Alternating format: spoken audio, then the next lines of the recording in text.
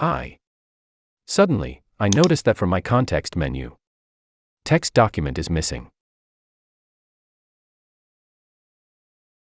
Even inside a folder, the option is totally gone under the new section.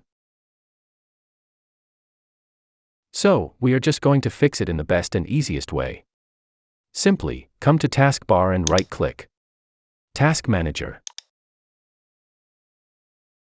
Under Process, look for Windows Explorer.